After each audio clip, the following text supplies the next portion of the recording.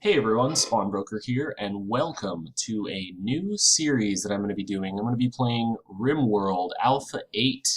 As you can see, it's the latest compiled version, December 29th, 2014, so we've got the most up-to-date build, and I'm going to be playing this game. So, for those that don't know, this game is like a cross between Dwarf Fortress and Firefly with the art style of Prison Architect. So it's got the same artist as Prison Architect, and it's by an indie developer who has been making basically a Dwarf Fortress clone in his spare time, except it's in a sci-fi setting. I don't want to call it a clone because there's a lot of differences, but it is very similar to Dwarf Fortress. It's a base simulation, base management game where you start off with nothing and you try to survive and create this sort of a civilization.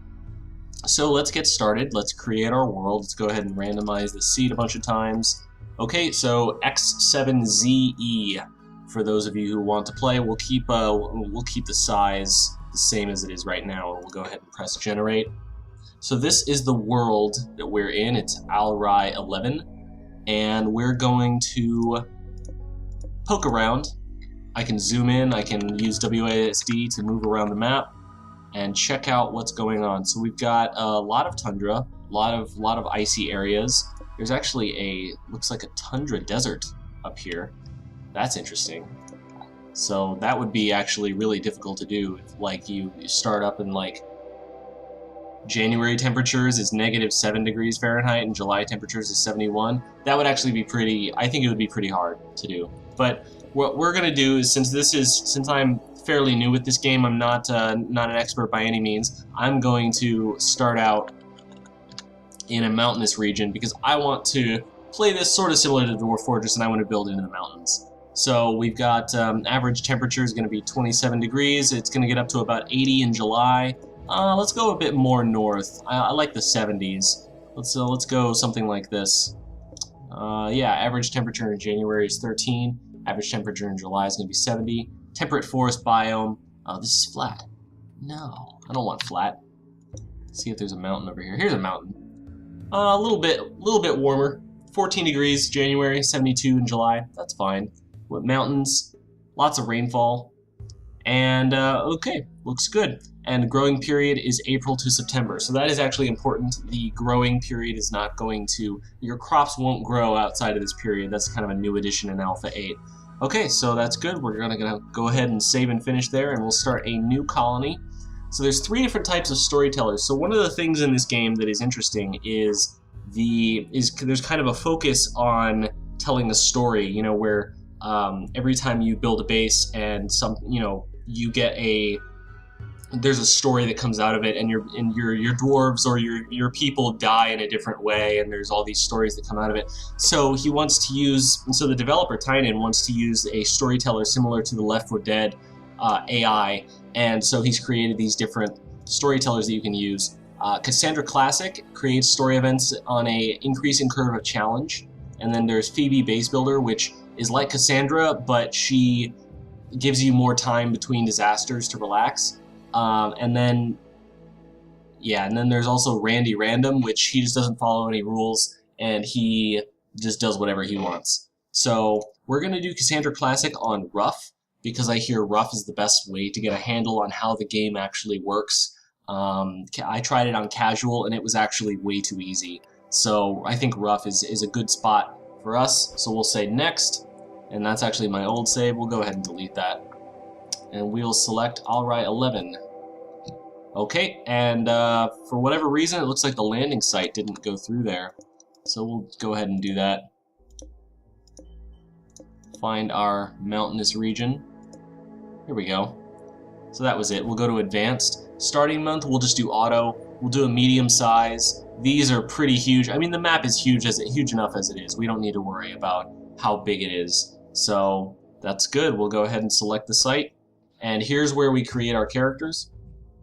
So you start with 3 people, and each person has different skills and specialties and traits. So this one is Olga. She's a human colonist. Looks like she is very neurotic, which means she's nervous about everything. She does work faster, but her mental break threshold is a little bit higher. so she's easily rattled. So I actually don't like negative traits. They're pretty hard to handle, especially if you're new at the game. So I'm going to see if I can get another one. So we've got an industrious. He just does he works faster. Okay, and then he's incapable of dumb labor, doing anything scary or artistic. So he can't do anything like hauling or cleaning. He can't put out fires or do anything like that, and he cannot do artistic endeavors, so he doesn't actually have the artistic skill. But he's very good at a lot of things, actually. He's great at research, and that's actually one of the highest scores from research I've ever seen. He's got great... Okay, so let me explain this system here with the fires. So if a person has no fires next to the skill, they can still do the skill and they will level up in the skill, but they don't have a passion for it. So they'll only learn at a 30% multiplier. If they have one fire next to it, they will learn at they'll learn at the base rate. So so if he has a passion for melee, then he will learn melee faster than if he didn't have a passion for it.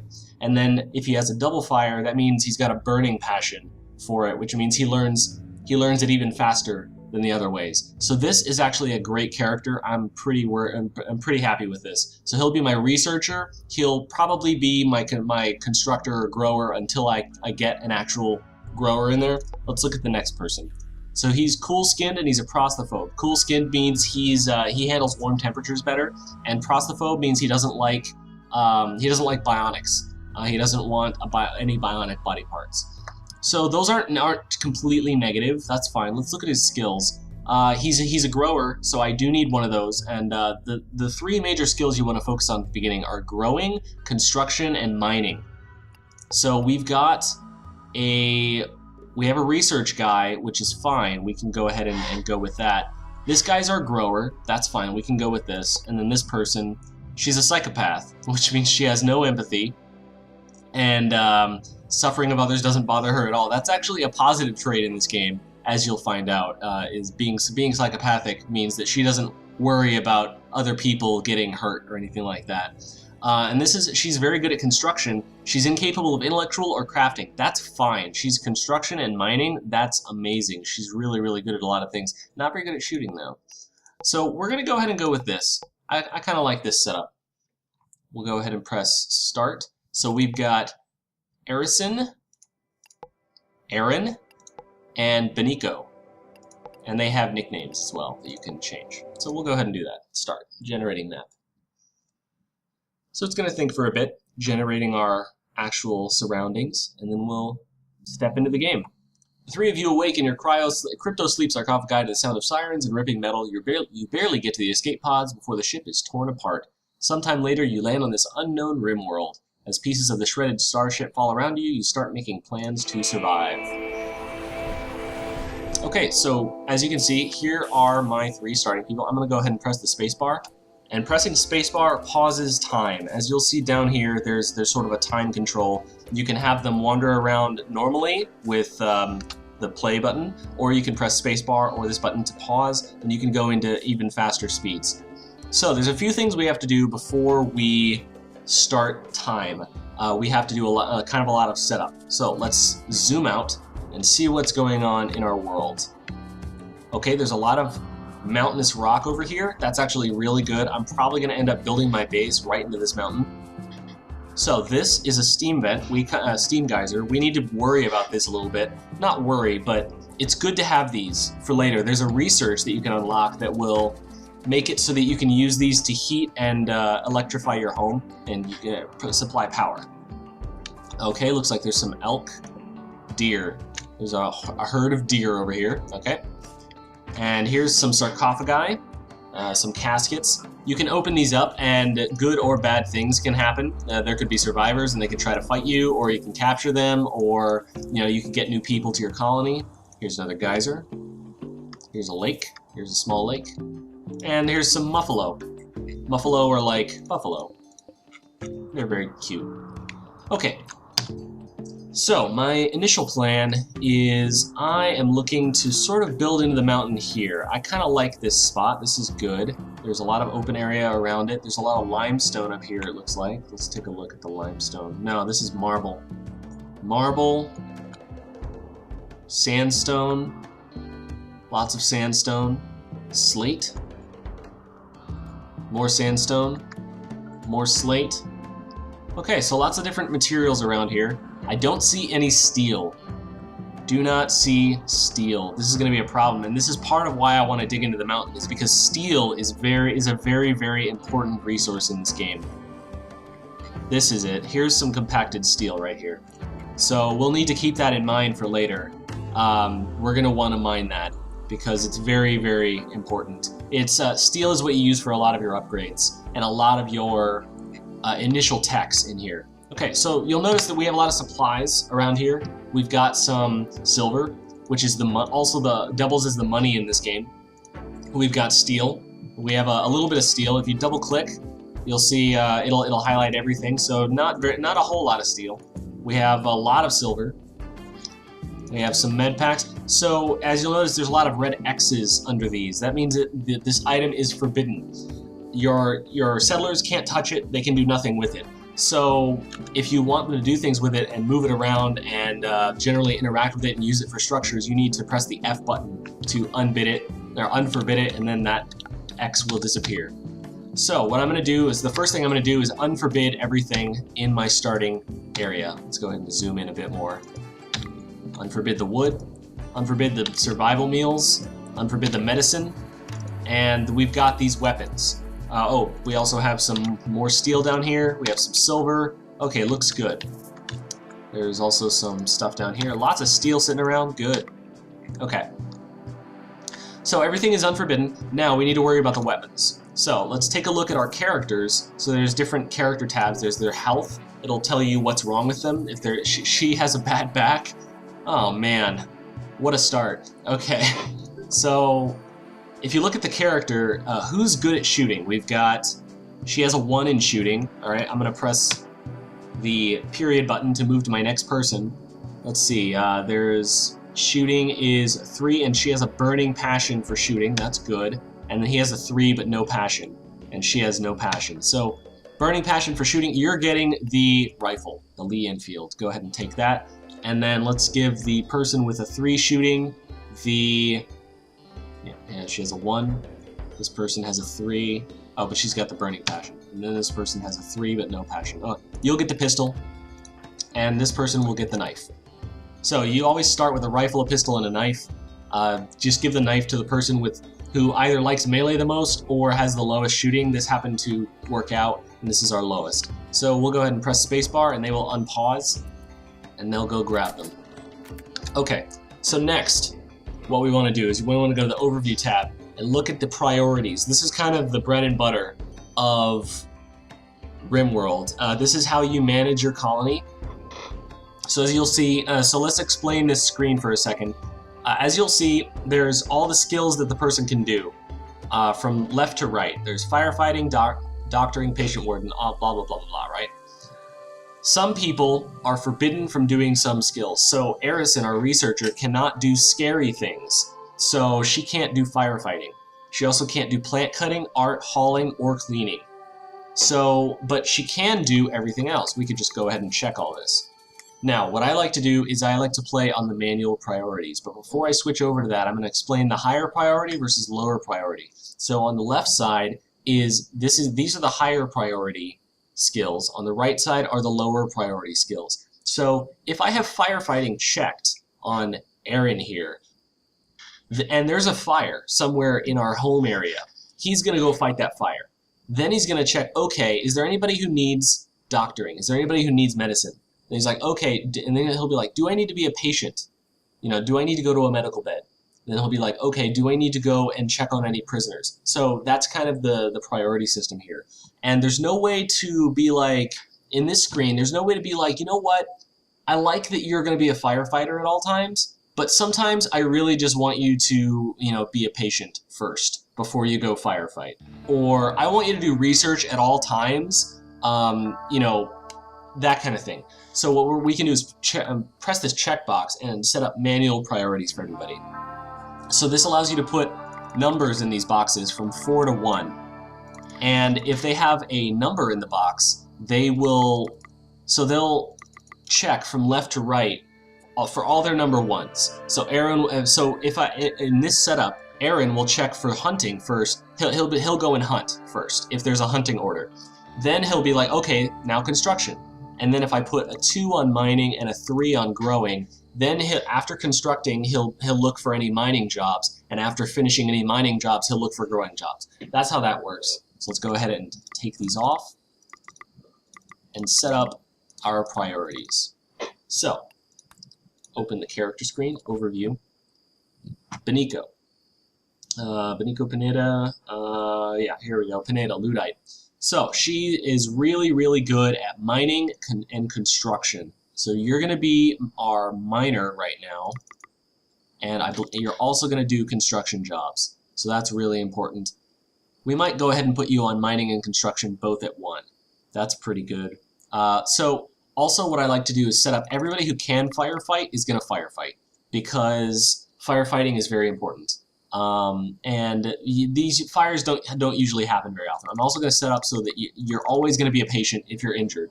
So that's fine. We don't have any prisoners right now, so we're actually going to turn wardening off.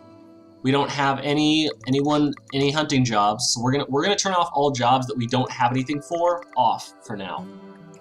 So constructing, repairing, growing, mining, plant cutting, we don't really worry about that yet. Crafting, not going to worry about that yet.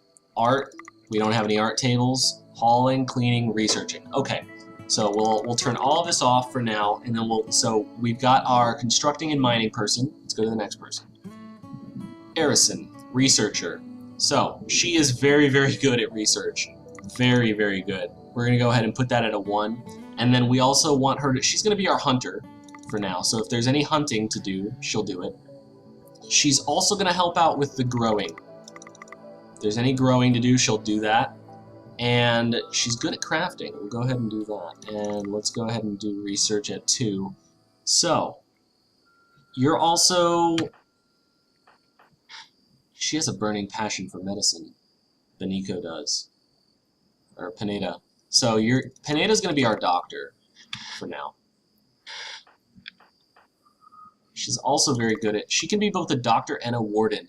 Since we don't have any prisoners, this isn't going to be an issue with her other jobs, but this is very good. We have someone with a social burning passion and a medicine burning passion, because she could be both a doctor and a warden at the same time. That's very, very good. Okay, so Arison, let's continue looking at you. Research, crafting, good, medicine, melee, shooting, very good, so you'll be our hunter, and mining is good. So we'll go ahead and put mining at 2. And construction is also very good, so we'll go ahead and put construction at 2. I'm going to go ahead and make Pineda our construction person. You'll have a mining at 2. And then Arison will be our mining person. You'll have a mining of 1 and a construction of 2. For now. We're going to change this later if we get more people. Next, Aaron. Growing. That's your number 1. Research, you're pretty good at it, but you don't have a passion for it. And then he's good at crafting as well. Okay, looks good. He would also be good as a warden. So we might want to consider putting him as a warden for now. Okay. That looks good. We can let him mine. He's not very good at it, and he doesn't have a passion for it, but if there's nothing else to do, you're going to go ahead and do that. And we're actually going to set up hauling and cleaning is actually very important to put very highly. So since Aaron, our janitor, doesn't have very much to do right now, because we're not going to be growing very soon, he's not going to be doing much mining, I want you to do hauling and cleaning at a number 2. And we're actually going to put warden down to 3. So he's going to be our dedicated hauler for now. We're going to he's going to be our go-to person for like changing up the priorities as we want. Okay, so now we can go ahead and start building into the mountain. So, how do I want to set up our base? We're going to go to the architect, orders, mine.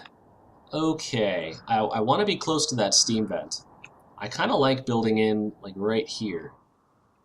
Something like this. Whoop. We're going to cancel that one line. We're just going to have one line into the mountain for now. And we're only going to build a little bit in. Like 3, 4, 5, 6, 7, 8, 9, 10. About that much. And now what we're going to do is we're going to expand this. Go ahead and build a little room for yourselves in there. Now, we're going to go ahead and press start, speed this up a bit. While that's happening, we're going to talk about zoning. So I need to create a stockpile right outside of my starting area, like right here. That's going to be our initial stockpile, and that's going to have just everything. We don't want any corpses in there. We don't want any chunks. That's just going to be our stockpile for everything. And what a stockpile is it will... Aaron, are you gonna mine, buddy? Oh no, he's getting his Aaron is hauling all of our things into this zone. So that's what zones are for.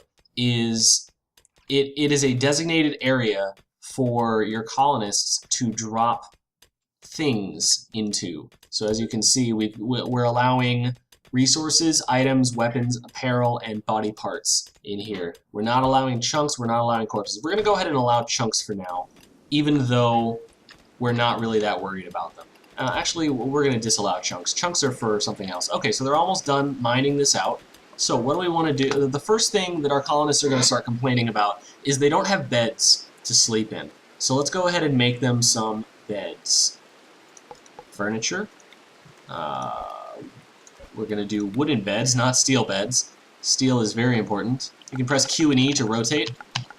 So we'll go ahead and put some beds in here. 1, 2, 3, 4 beds. Okay, what else are they going to worry about? They're going to worry about the temperature. It's 66 degrees Fahrenheit. There's going to be no problem. We can build them some parkas later for when the winter comes, but it's May. They're not really worried about the temperature. So what next? There's a lot of animals roaming around, as you've seen. There's boars. There's wild survival meals that we can go ahead and unbid.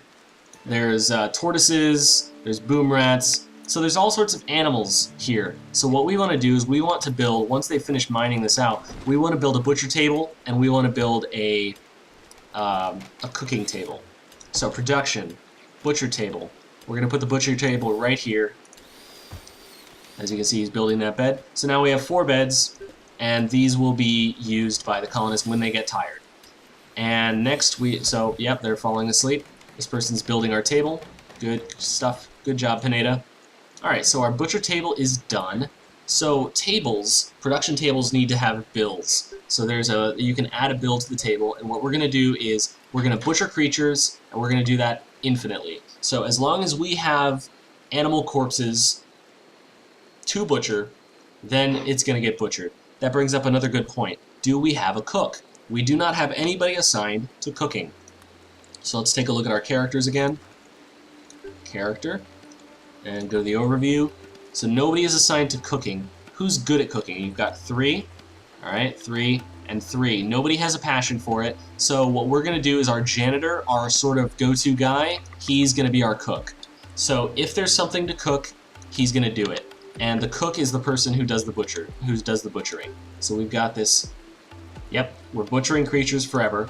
Now, what we also want to do is to make the travel time to and from this table low, we're going to zone right here. We're going to create another zone. And the zone is going to be right here. And what that's going to be is we're going to clear everything out of this zone except corpses, specifically animal corpses. So they're going to haul animal corpses whenever an animal gets hunted. They're going to haul the animal corpse specifically to this stockpile. And because animal corpses are also... Oh, corpses are not allowed in this stockpile. So animal corpses will go here. You can also assign priorities to stockpiles. So we're going to go ahead and make this a critical priority for animal corpses. So they will always prioritize this stockpile for animal corpses. So let's continue. They're sleeping now. Get some rest, guys. Gonna work hard tomorrow. Aw, look at the little boar sprites. Let's go ahead and speed up to 3 times. Okay, so they're waking up. They're continuing their jobs. Now, that's mined out. We're gonna go ahead and do a cook stove. Now, cook stove can go right here. Now, there's a cook stove, specifically, needs power. So we need to start worrying about powering our buildings. So there's a large area over here with trees.